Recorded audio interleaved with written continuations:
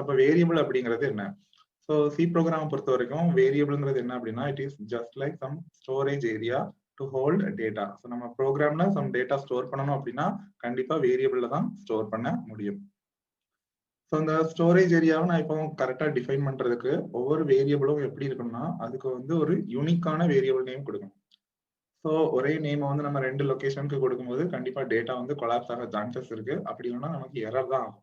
So அப்போ storage ஏரியாவை கரெக்டா இண்டிகேட் பண்ணணும் அப்படின்னா ஒவ்வொரு வேரியபிளுக்கும் யூனிக் நேம் கண்டிப்பா கொடுக்கணும்.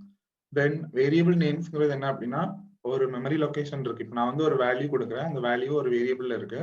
அது கம்ப்யூட்டர்ல ஒரு மெமரியில ஸ்டோர் ஆகும்போது அந்த மெமரி லொகேஷனோட ஒரு சிம்பாலிக் ரெப்ரசன்டேஷன் தான் இந்த variable names. Then variable is an identifier which is used to store some value. So ஏதாவது ஒரு வேல்யூ நான் ஸ்டோர் பண்றேன்னா கண்டிப்பா வேரியபிள் தான் அதுக்கு ஒரு ஐடென்டிஃபையரா இருக்கும்.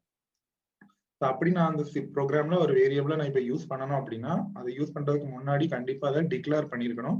So variable must be declare first before it is used somewhere inside the program.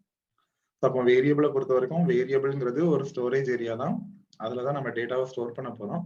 அந்த ஸ்டோரேஜ் ஏரியாவை இண்டிகேட் பண்றதுக்காக எல்லா வேரியபிளுக்குமே யூனிக் நேம் தான் நம்ம கொடுக்கணும். தென் ஒரு மெமரி லொகேஷனோட சிம்பாலிக் ரெப்ரசன்டேஷன் தான் இந்த வேரியபிள் நேம்ஸ்.